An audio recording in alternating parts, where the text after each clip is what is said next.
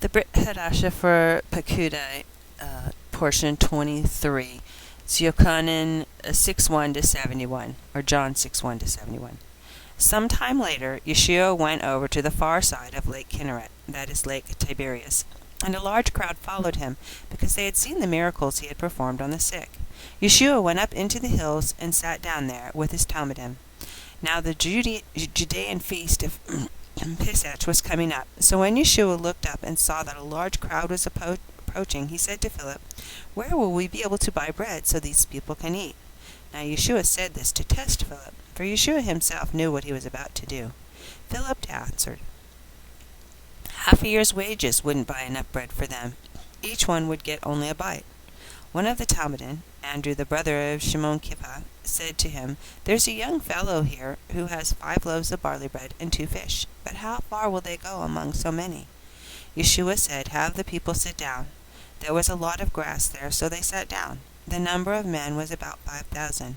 Then Yeshua took the loaves of bread, and after making bakah, gave to all of them that were sitting there, and likewise with the fish, as much as they wanted. After they had eaten their fill, he said to his Talmudim, "Gather the leftover pieces, so that nothing gets wasted." They gathered them, and filled 12 baskets with the pieces from the barley loaves left by those who had eaten. When the people saw the miracle he had performed, they said, "This is how to be a prophet. Who is supposed to come into the world?" Yeshua knew that they were on the point of coming and seizing him in order to make him king, so he went back to the hills again, and this time he went by himself. When evening came, his Talmudim went down to the lake, got into a boat, and set out across the lake towards Kfar Nacham. By now it was dark. Yeshua had not yet joined them, and the sea was getting rough because a strong wind was blowing. They had rowed 3 or 4 miles when they saw Yeshua approaching the boat, walking on the lake. They were terrified, but he said to them, "Stop being afraid, it is I." Then they were willing to take him into the boat, and instantly the boat reached the land they were heading for. The next day the crowd, which had stayed on the other side of the lake, noticed that there had been only one boat there, and that Yeshua had not entered the boat with his Talmudim, but that the Talmudim had been alone when they sailed off. Then another boat from Tiberias came ashore near the place where they had eaten the bread after the Lord had made the bakah. Accordingly, when the crowd saw that neither Yeshua nor his Talmudim were there, they themselves boarded the boats and made for Kfar Nacham in search of Yeshua. When they found him on the other side of the lake, they asked him, "Rabbi, when did you get here?" Yeshua answered, "Yes, indeed, I tell you, they're not looking for me because you saw miraculous signs, but because you ate the bread and had all you wanted. Don't work for food which passes away, but for the food that stays on into eternal life, which is the Son of Man will give you. For this is the one on whom God the Father has put his seal." So they said to him, What should we do in order to perform the works of God?" Yeshua answered, "Here's what the work of God is, to trust in the one he sent." And they said to him, "Nu, what miracle will you do for us, so that we may see it and trust you? What work can you perform?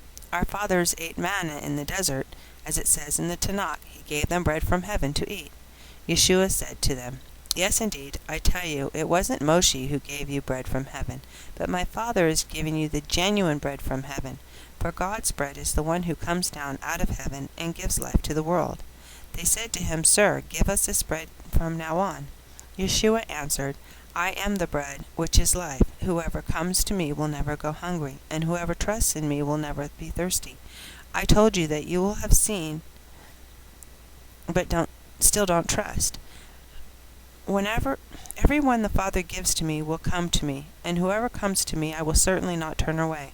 For I have come down from heaven to do not my own will, but the will of the one who sent me.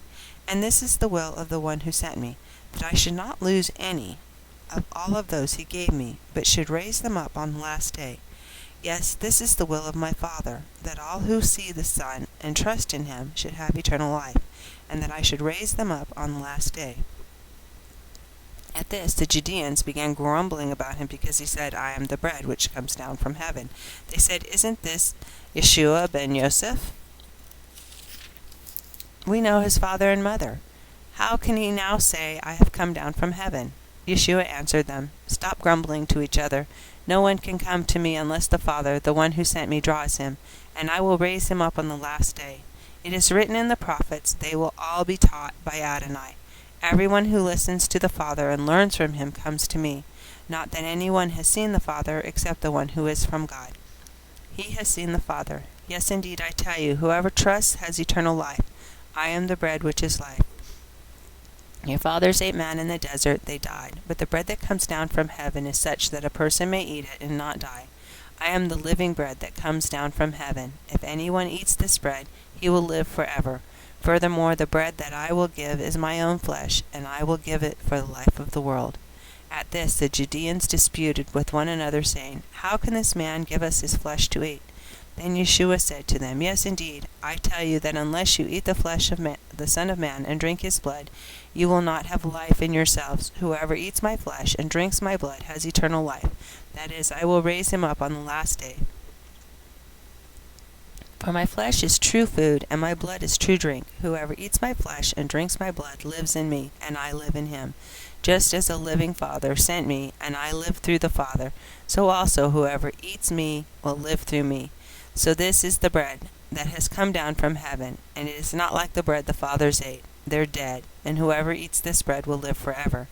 He said these things as he was teaching in the synagogue at Capharnaum. On hearing it, many of his Talmudim said, This is a hard word. Who can bear to listen to it? But Yeshua, aware that his Talmudim were grumbling about this, said to them, This is a trap for you? Suppose you were to see the Son of Man going back up to where he was before. It is the Spirit who gives life. The flesh is no help. The words I have spoken to you are spirit and life. Yet some among you do not trust. For Yeshua knew from the outset which ones would not trust him, also which one would betray him. This, he said, is why I told you that no one can come to me unless the Father has made it possible for him. From this time on, many of his Talmudim turned back and no longer traveled around with him. So Yeshua said to the 12, Don't you want to leave too? Shimon Kepha answered him, Lord, to whom would we go? You have the word of eternal life. We have trusted, and we know that you are the Holy One of God. Yeshua answered them, Didn't I choose you, the 12? Yet one of you is an adversary. He was speaking of Judah ben Shimon from Kirot. For this man, one of the 12, was soon to betray him.